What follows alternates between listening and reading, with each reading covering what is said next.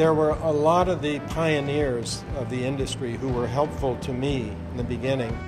One of the great things about being an entrepreneur is being able to help other entrepreneurs. Community is bringing forth innovation. You know, everybody's building off of each other, and it's moving the entire craft beer movement forward. When Joe and I came up with our company, we were just gonna, you know, like, make beers that are not for everyone. We're not trying to take over the Irish bars. We're just trying to make something that's so good that people will make a different kind of bar just to accommodate it.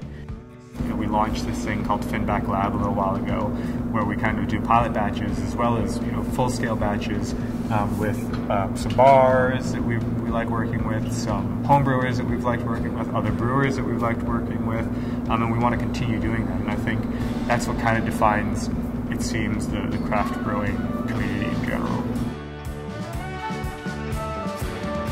The advent of and development of social media has made this whole technique much more effective than it ever was 26 years ago. We launched beer menus almost 7 years ago, and when we started, it's kind of incredible how few craft beer bars there were in New York at the time. They're really just a handful. Since then, things have really just kind of exploded, and so we've been really lucky to be a part of that, and we feel like we've played a small part in making it easier for craft beer bars to really do well, to get the word out.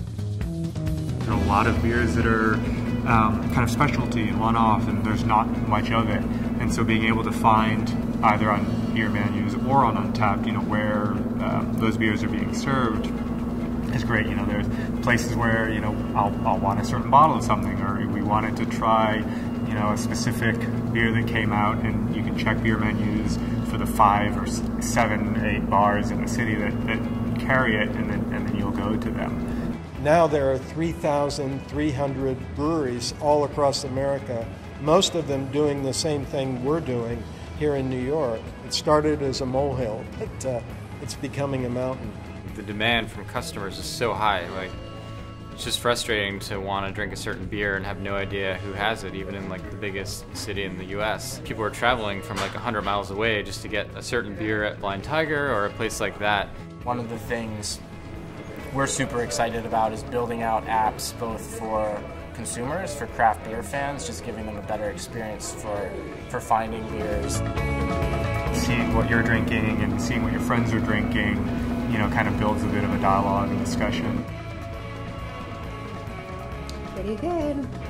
For us personally, we just drink a lot of beer. We go around and taste everything, and we're super critical all the time, you know, between the two of us as we evaluate what we think these other breweries are doing well and not well, and we want to do better, you know?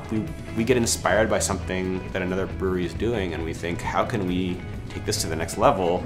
You have bars that have 16, 20, 30 taps now, which is great, but then you've got, you know, many, many new breweries coming into the city, and you are in some ways competing for those taps. And a lot of times it's, you know, it's pretty hard-knuckle competition. But we need to stick together, because the bigger battle for us is against the giant international breweries that really still control like 80–90% of the U.S. beer market. In terms of craft beer, you know, we're converting more and more people to craft, and that market's just going to continue to grow.